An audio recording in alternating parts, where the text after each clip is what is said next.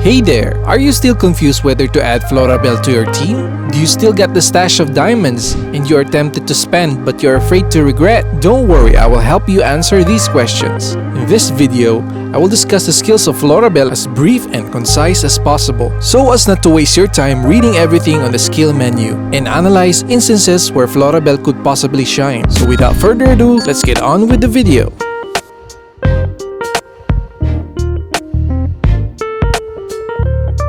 Hello everyone, I'm Cafe and welcome to another AFK Journey Hero Review. Before we continue, if you're enjoying AFK Journey as well as I do, please do me a favor and drop a like and subscribe. It's free and it will help me create more AFK Journey content for you in the future. Alright, thank you and let's proceed. We currently don't have Florabelle as of the moment, so let's go and get her. I already did 20 pulls and still no luck, but we have enough invites and diamonds to get her, so let's do our next 10 pull.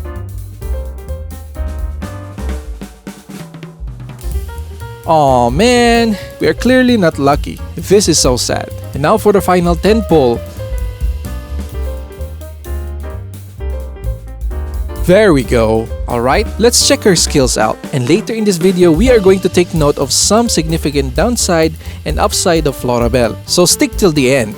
On her ultimate skill, Pounding Blow, she initially summons Spiny, the Spear Kid, without energy cost, and when she reaches max energy, she summons Smashy, who is a tank and a crowd control. On her skill 2, Overgrowth, she provides Life Drain and Haste buff to her summons, sequentially in specific order: Smashy, Archer Kid, and Spear Kid. And by the way, this buff makes them big. Onto her third skill, Tiny Sharpshooter, she summons Archer Kid named Swifty, who has a significantly cheap health and has her own unique skills that targets 8 random enemies. Her Hero Focus skill just adds additional damage depending on the number of summons. Then her Mythic Plus is what makes Florabelle worth it. On this skill, Protective Blessings, she immediately casts Shield buff to her summons. She also switches Overgrowth buff to the highest attack summon, which further increases their life drain and haste. Finally, her Supreme Plus skill, Enhanced Force, adds immunity to her summon that has active Overgrowth buff against control effects. After carefully studying her skills, there are a couple of things we need to consider. One is that she is pretty dependent with her summons, the 3 kids, meaning she does not do any significant damage without them. Plus, she does not buff herself and any other allied heroes aside from her summons. 2 is that when she dies, every summon dies.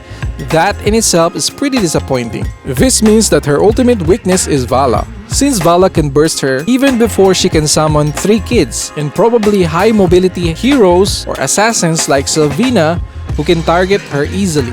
Moreover, Sesha can easily destroy her summons with her AoE damage. This is where I got my prediction wrong from my pre-release skill breakdown. Florabelle will only be better once she reaches Mythic Plus, since this guarantees survival of her summons because of her immediate skill buff, and then this also guarantees level 3 of her ultimate, which knocks enemies into the air, dealing high damage.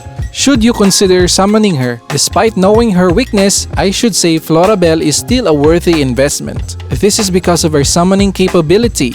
Aside from Sesha, getting Florabelle means you can easily give protection for your heavy hitters. And adding Rowan or Smokey to your team with Florabelle means she gets to easily summon her 3 kids.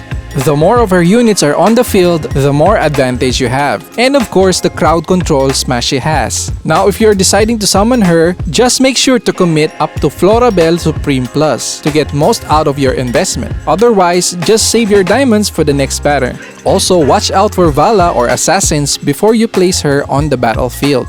After few battle tests, and per available heroes I have, here are the list of heroes who will work well with Florabelle. And based on my observation, here are the few notable heroes who will crush Florabelle in the battlefield. Do you think I have missed some heroes that will work well against Florabelle? And what do you think about the list? You can comment your thoughts below. I will take time and read your comments. That's about it, guys. If you have reached this part of the video, thank you very much for tuning in, as you guys are the sole reason why I make these videos. If you want to check out my video about team formations and why it matters, you can click the video to your left. Or if you want to check out my latest upload on the main story of the game, check the playlist to your right. Alright, I'll see you guys on my next video. Peace.